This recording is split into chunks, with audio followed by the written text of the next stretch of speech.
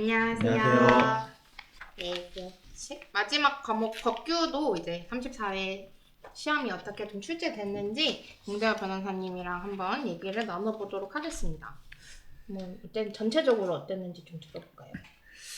전체적으로는 그냥 중요하다 꼽혀왔던 그 쟁점들이 많이 출제가 된 것 같아요. 그러니까 1번 문제는 뭐 사업 인정도 물어봤고, 그 다음에 보상금 증감 청구 소송도 물어봤고, 그 다음 취소 소송도 물어봤고, 그 다음에 뭐 물음 2번 또, 그다음 물음 3번 또 뭐 징계나 아니면 뭐 집행정지나 뭐 이렇게 해서 다 좀 중요하다고 꼽혀왔던 문제들이 전반적으로 나왔던 것 같습니다. 그리고 3번에서 조금 특이한 이제 집행정지를 보통 물어볼 때는 이제 요건만 주로 검토하는 걸 물어봤는데 그 효력하고 뭐 그 이후에 처분청이 어떻게 해야 되느냐 이제 뭐 그런 것도 물어본 게 그 두 부분은 좀 특이하긴 한데 뭐 배점이 크지 않을 거라고 생각되고 이런 거는 당락에는 영향이 없을 거라고 생각되고 중요한 것만 잘 쓰신 분은 충분히 좋은 점수를 받지 않았을까 생각을 해봅니다.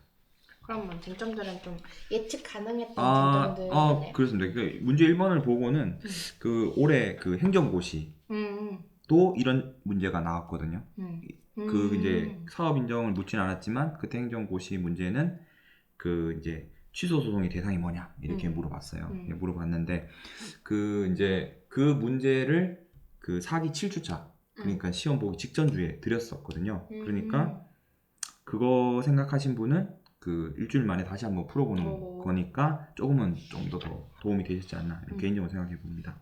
좀 그래도 손이 쉽게 나갔겠네요. 그러면 아무래도 1번만 그러지 않았을까요? 예, 그래도 어려우니까 예, 양이 많아가지고 읽어보고 막 하는데 시간이 많이 걸리지 그런 거 않았을까. 쪽수가 5쪽이나 네네네. 참고 조문도 많아가지고 주고. 예, 그런 것 같습니다.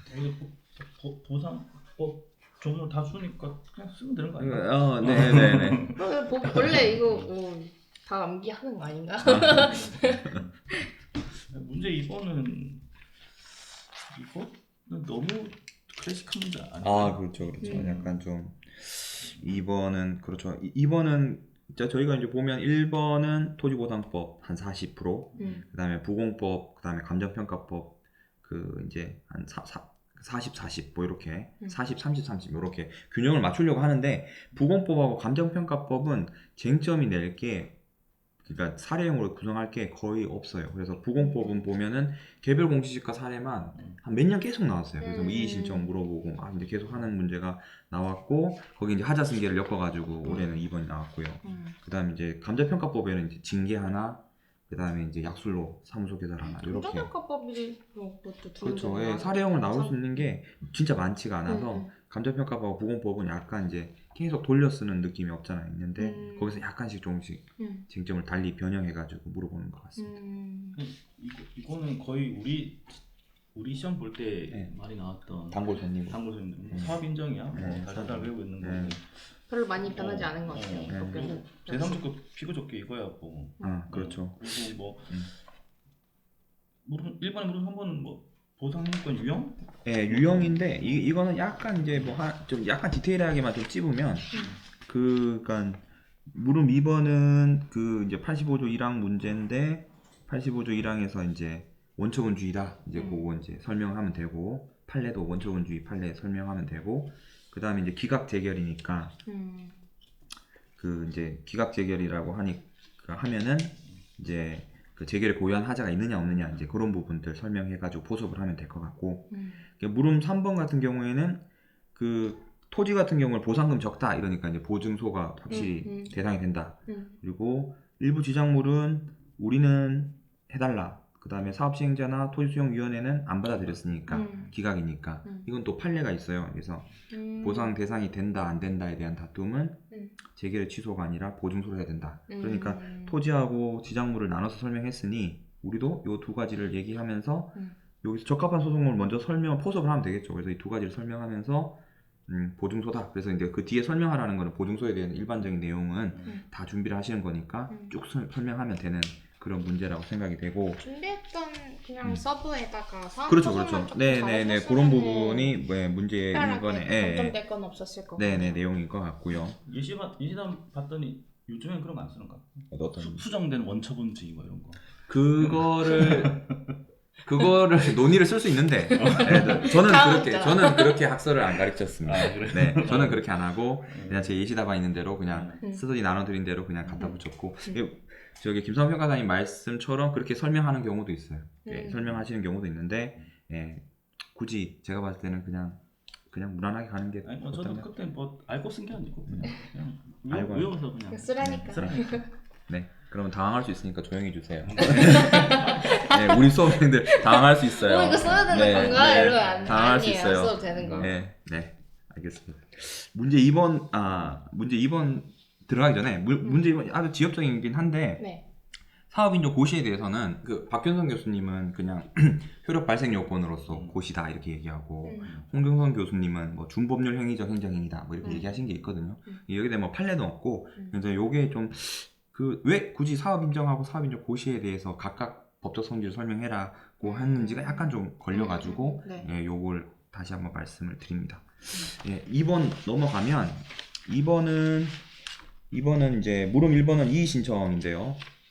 이게 왜 문제되냐 이제 이렇게 좀 약간 왜 문제 이렇게 물음을 구성했지 뭐 어떤 걸 보고 싶어 하는 게 조금은 모호한 측면이 없잖아 있어요. 왜냐하면 개별 공시지가가 처분이다, 법적 성질이 처분이다 라고 설명하면 행정심판법에 따라서 행정심판 제기할 수 있다 이렇게 논리가 이어지는데 여기서 물어보는 건 이의 신청을 거치지 않고 가능하냐 이렇게 물어봤는데 이의 신청 거치지 않고 가능하다라는 거는 우리 이제 부공법에 이의 신청에 대한 전치주의를 규정하고 있지 않기 때문에 당연히 임의주의라고 설명할 수 있고 이걸 뭐 설명하려면 행정기본법을 가지고 이의 신청 임의주의를 설명할 수도 있고 그게 아니면 관련된 판례가 있습니다. 판례가 이의 신청, 행정심판, 행정소송 다 할 수 있고 아니면 각각 생략해서 할 수도 있다는 판례가 있기 때문에 그걸로 해가지고 앞에 물음은 포섭을 하면 될 것 같고 여기 이제 개별 공시가 위법성 같은 경우에는 뭐 포섭하기 나름인 것 같은데 부동산 공시법 규정으로 그 이제 뭐 가격 균형이 맞아야 된다, 뭐 이용사항 이런 게 비슷한 표준지를 선정해야 된다, 뭐 이제 그런 규정을 설명하고 아니면 관련된 판례를 설명해가지고 뭐 이제 330제곱미터밖에 안 되는 그러니까 면적이 작은 부분에 이용사항을 주된 이용사항으로 삼아가지고 이제 표준지로 가지고 이제 비교했기 때문에 그 부분은 좀 위법 있는 게 아니냐 이제 그렇게 포섭을 할 것 같아요. 여기서 이제 위법하다라고 설명을 해줘야 이게 물음 2번으로 넘어갈 수가 있거든요. 근데 여기 강물음은 상호 독립적이에요. 그렇죠. 좋은 지적인데요. 그럼 여기다 물음에서 네. 위법하지 제가 않다 문제에서 하고 네네네. 위법하지 않다라고 해도 될 것 같습니다. 그러면 네. 판을 흔들고 있어요, 지금. 그렇군요. 네. 이제 물음 2번으로 넘어가면 물음 2번은 이제 물어보는 게 이게 이제 결국에 제일 큰 핵심은 하자승계인데 우리 시험에서 하자승계 제일 중요한 쟁점이고 보통 여러 번 물어봤을 때 20점으로 물어본 게 많았는데 여긴 15점 물어봤다는 거죠. 거기다가 그냥 단순하게 하자승계 되느냐 이제 이렇게 물어보지 않고 청구가 인용될 수 있는지까지 물어봤으니까 이거를 뭐 소의 적법성과 본안 판단 나눠서 소의 적법성 또 배점을 부과하고 본안 판단에도 부과해가지고 거기에 이제 그 하자승계를 때려박으면 15점 안에는 도저히 안 나올 것 같다는 생각이 듭니다. 그래서 되게 간단하게 좀 처리해야 되는 스킬이 좀 필요했던 것 같고 그 다음에 이제 뭐 여기서 보면 날짜가 나왔으니까 제소기간 언급하는 게 필요할 것 같고 하자승계 전제요건 관련해서 이제 불가증력 발생한 거 그것도 좀 포섭을 해주면 좋을 것 같고 그렇습니다. 그래서 하자승계는 다 준비를 많이 하셨을 거니까 준비하셨던 내용을 그대로 쓰고 하자승계를 만약 인정한다라고 이제 하시면은 인용될 수 있다. 그 다음에 안 되면은 안 된다. 뭐 이제 그런 식으로 가야 되지 않을까 생각이 됩니다. 우리 공부할 때는 개별 공시가 하자승계 인정 안 됐었는데 판례가 바뀐 거죠. 한참 됐 10년 됐는데. 조용히 해주시고요. 네. 혼란스러워. 판을 흔들고 있어 지금. 수험생들이 공부하는 판례는 네. 김상평 강사님 공부하는 부터 10몇 년 동안 판례가 수도 없이 나왔습니다. 그러니까 그때 배우셨던 걸로 얘기하시면 혼동스럽습니다. 네. 알겠습니다. 하자승계 지금 배점이 15점 네. 되네요. 저희 예시답안 쓴 것도 배점이 너무 큽니다. 그래가지고 이렇게 쓸 수가 없고 아마 이제 많이 준비하신 분들은 배점이 많이 좀 늘어나지 않았을까 개인적으로 두 권 쓰지 않았을까. 이거를 네. 두 권 쓰더라도 그래도 어느 정도 배점 조정을 좀 했어야 됐을 텐데. 그렇죠. 이걸 어떻게 줄여 나가야 할까 이게 좀 네. 고민이 좀 많이 된 것 같아요. 포섭하는 것 중에 그래도 이건 꼭 챙겨야 됐었다 이런 게 있을까요? 결국에는 이제 개공하고 과세처분의 저 하자 승계를 인정한 판례의 논리를 좀 이렇게 잘 보여주는 게 제일 핵심이지 않을까. 그러니까 예측 가능성, 수인 가능성이 이제 핵심적인 키워드니까 그걸 사안에 적용해서 사안에서는 예측 가능성, 수인 가능성이 있다 또는 없다 이런 걸로 이제 포섭을 하는 게 좀 판사가 아니라 직업병이네요. 출제자가 보고 싶어했던 그런 멘트가 아니었나 싶습니다. 문제 3번 같은 경우에는 이 집행정지 요건이 제일 배점이 클 것 같고요. 그래서 이제 여기서 이제 인용이 가능하다라고 가야 될 것 같아요. 느낌상은. 왜 그러냐면 그 5쪽에 보시면 주어진 표 중에 그 별표에 행정처분 기준이 나와 있는데 사안에 같이 이제 감정평가 관련 규정을 위반해서 평가하면 1차 위반이면 1개월이거든요. 근데 여기에서는 3개월로 했어요. 그렇기 때문에 일단 표에 반하니까 일단 처분은 위법하다라고 일단 한번 설득이 될 것 같고 그럼 집행정지 인용은 이제 받아들일 가능성이 좀 클 것 같아요. 근데 인용 가능성과 관련해서는 이제 가장 중요한 게 이제 그거죠. 이제 판례가 있는 요건인데 이제 회복하기 어려운. 네네. 그 판례 이제 거기 요건 관련된 판례를 좀 잘 쓰면 좋을 것 같고 그래서 이제 인용이 가능하다, 집행정지 인용 가능하다라고 먼저 쓰고 그런데 문제에서 이제 비청구가 기각되면 본안에서 졌다는 거죠. 그래서 이제 집행정지는 이겼는데 본안에서 지면 이제 징계 효력이 어떻게 되느냐라고 하는 건데 징계 효력이 살아납니다. 살아나죠. 이제 스탑됐던 게 살아나는 거죠. 그렇기 때문에 이게 이제 살아난다라는 게 판례가 있고 이제 법 논리이기 때문에 그거를 설명하려면 인용 가능하다라고 앞에서 전제를 깔아줘야 논리적인 흐름이 맞게 됩니다. 그래서 인용 가능하다라고 가고 기각되면은 징계 효력이 살아난다 이렇게 설명을 하면 될 것 같고요. 국토부 장관이 해야 될 조치 같은 경우에는 여기 규정에 보면 징계 공고 이런 게 있어요. 39조 2 여기 개정된 조문이니까 징계 공고를 해야 된다. 뭐 그렇게 설명해도 되는데 제가 생각할 때는 징계 공고가 출제자의 의도는 아닌 것 같고 출제자의 의도는 국토부 장관 취해야 할 조치에 대해서 뭐 비교적 최근에 판례가 있습니다. 우리 시험과 직접 관련된 판례는 아닙니다만은 판례가 있어서 그 판례에 대해서 포섭할 줄 아느냐 이제 그걸 이제 보려고 하는 것 같고요.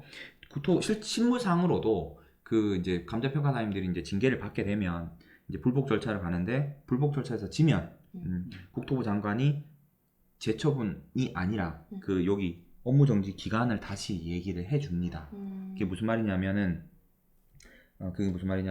여기 문제에서 주어진 게 2023년 8월 1일이죠. 그러니까 여기서부터 3개월이니까 8, 9, 10월 달이면 업무정지 처분이 끝나야 되는데 여기 지금 소송은 이 기간을 훨씬 도과할 거라는 거죠. 이제 그러면은 업무정지가 스탑됐다가 여기 지금 이제 7월 14일 날 소송 제기하니까 그 전에 업무정지가 멈춥니다. 즉 8월 1일부터 업무정지 효력이 발생을 안 하는 거죠. 그런데 본안에서 졌기 때문에 3개월이 즉시 그 다음날에 효력이 발생합니다. 근데 처분서에는 8월 1일부터라고 돼 있으니까 실제 사실관계가 안 맞게 되는 거죠. 왜냐하면 판결이 예를 들어서 2024년 1월 1일에 났다라고 하면은 1월 2일부터 징계처분 효력이 발생할 거니까 이제 국토부 장관은 그걸 이제 적정하게 집행하기 위해서 2024년 판결 선고 단 다음 날인 24년 1월 2일부터 징계 3개월간 못합니다 라고 이렇게 알려주게 되는 거죠. 실제 지금 현재도 이제 이 소송과 관련해서 징계 처분과 관련해서 만약에 지거나 이기게 되면 국토부 장관이 거기에 대해서 다시 정확한 업무정지 처분 기간을 징계 대상자분한테 알려주도록 하고 있습니다. 그리고 이제 여기 하나 이제 좀 약간 오바적인 문제인데 그렇게 알려주는 건 재처분이 아닙니다. 재처분이 아니다라는 것도 판례가 있어서 그거까지 설명을 하면 아주 출제자가 눈 동그래지겠지만 그렇게 쓴 분은 없을 거라고 생각을 합니다. 없기 때문에 제가 봤을 때 인용 가능성을 잘 주력으로 설명을 해주면 될 것 같고 징계의 효력이 살아난다. 그 다음에 국토부 장관이 해야 되는 판례 그런 부분들은 못 써도 전혀 당락에는 문제가 없다. 이제 저는 그렇게 생각을 합니다. 너무 익숙해가지고 이거. 징계. 여러 사건. 그렇죠. 기획이사 집행부셔서 워낙 많이 징글징글 하시죠. 익숙한데 수험생들은 많이 그렇죠. 하죠. 왜냐하면 우리 시험에서 이 날짜까지 주어지면서 징계가 효력이 다시 살아나나 안 하나 이런 거는 물어본 건 이번 처음이고 과거에 업무 정지가 저기 집행 정지가 여러 번 나왔는데 모두 다 그냥 요건 회복하기 어려운 손해가 뭐냐 이제 판례 써가지고 포섭하는 쪽으로 그러니까요. 포인트에 맞췄었는데 요거는 조금 많이 요건 발전 약간 좀 같아요. 낯선 그런 쟁점이 생각되고 저도 아직 법규 문제가 그래도 아직 몇 년 안 됐는데 그 사이에 많이 업그레이드된 발전됐구나 어려워졌구나 싶어가지고 그럴 수 있죠. 알겠습니다. 4번 문제는 약술인데 그냥 법조문 21조의 사무소 개설에 대해서 쭉 내용을 설명하면 됩니다. 근데 다만 이제 이게 개정이 된 거고 예전에는 개설 신고였는데 신고가 빠졌죠. 신고가 빠져가지고 그냥 개설을 하는데 요 업무를 실제 협회에서 하고 있습니다. 신고 안 하고 그냥 무작정 할 수 있는 건 아니고 협회에서 업무 담당하고 있는데 그거는 법 규정은 없고 개설과 관련해서 뭐 이제 뭐 등록한 사람이 해야 된다. 한 개만 할 수 있다. 뭐 이제 평가사님을 고용할 수 있다. 합동사무소 할 수 있다. 뭐 그런 21조의 내용을 그냥 쭉 이렇게 조항에 맡아서 서술을 하시면 뭐 충분히 좋은 답안이 나오지 않을까. 4번은 그냥 법조문만 알고 있었으면 네, 법조문만 공부를 하셨으면은 되는 그런 문제라고 생각이 됩니다. 전체적으로 뭔가 제가 공부할 때도 들어봤었던 쟁점들인데 그렇죠. 거기에 뭔가 조금 더 뭐 사안을 사리부터 포섭하는 게 생긴 그런 그렇죠. 느낌이 네, 그런 부분이어서 그리고 이제 제 예시답안도 그냥 뭐 말 그대로 예시답안이어서 다르게 썼다 그래서 댓글 테러를 하시거나 뭐 좌절하거나 수정된 원처분 중에 들어가야 되는 거 그렇죠. 아닌가요? 이런 얘기. 김상훈 평가사님 그렇게 말했는데요. 이렇게 그런 말씀을 안 하셔도 됩니다. 다 이제 논리 어차피 학설이 있고 학설 대립이 있는 게 법규고 풀어내 가는 논리들은 좀 뭐 다양할 수 있으니까요. 자기 내용이 좀 내 거랑 그러니까 제 강사 답안이랑 좀 다른 것 같다라고 해서 망했다 이렇게 생각하실 필요가 전혀 없다라는 말씀을 드립니다. 이론도 그렇고 법규도 그렇고 조금 점점 더 글쓰기 연습이 된 사람들이 좀 유리했을 것 같다라는 느낌이 드는데 아니 원래 논술 시험은 하지만 글쓰기를 잘하는 사람이 그러니까 단순히 뭐 암기 잘했다고 해서는 이제 좀 더 안 될 것 같고 그렇죠. 이론도 그렇고 법규도 그렇고 좀 더 포섭하거나 이제 시간이 많이 부족했을 것 같아요. 시간이 많이 부족했을 것 같고 읽는데 시간이 많이 걸렸고 문제도 점점 사이즈가 커지는 것 같고 그런 것도 같고 그다음 준비 많이 하신 분은 뭐 예를 들어서 뭐 보상금 증감 청구 소송이다 그러면 거기에 쓸 말만 한 10점 이상 준비해 가셨을 거니까 그거 말고 다른 것까지 포함해서 10점 쓰라고 하니 그쵸. 뭘 줄여야 될지도 당황할 거고 그러니까 이제 시간이 많이 부족했을 거거나 아니면은 진짜 많이 준비하신 분은 뭐 연료수적 한 권 말고 2권까지도 뭐 2권의 일부까지도 쓰셨던 그런 문제가 되지 않았을까 생각을 해봅니다. 예전에도 그랬는데 요즘에 그런지 모르겠는데 그냥 짧게 다 치고 가면은 다 채점자들이 점수를 잘 주는 것 같더라고. 맞습니다. 풀세트를 다 쓰는 게 아니라 출제자가 그 이제 뭐 여쭤보면 이제 가끔 얘기해 하시는 말씀이 그냥 이제 어떻게 보면 잽을 날리듯이 그냥 탁탁탁탁탁 그냥 하나만 막 뭉태기로 왕창 쓰는 게 아니라 그냥 탁탁탁탁 하나씩 써서 얘기만 하면 거기에 대한 이제 배점을 주고 그게 합쳐지면 이제 좋은 점수가 되는 그런 형태가 되는 것 같아요. 마지막 법규 시험까지 한번 봐봤는데 법규는 아마 마지막 시간이었는데 1교시, 2교시에서 좀 당황스러운 문제들이 있어서가지고 법규까지 멘탈 잡고 오시는 것 자체도 좀 많이 힘들었을 것 같아요. 맞습니다. 그래서 일단 너무 고생 많으셨고 그래도 마지막 시험, 마지막 교시까지 이탈 안 하시고 남아 계신 것 자체로도 너무 고생 많으셨고 3개월 동안 좀 자신감? 희망을 가지고 기다려 봐야겠죠. 당연히 시험 결과는 아무도 모르는 거니까. 맞습니다. 어쨌든 오늘 너무 고생 많으셨습니다. 수고하셨습니다. 마치겠습니다. 네.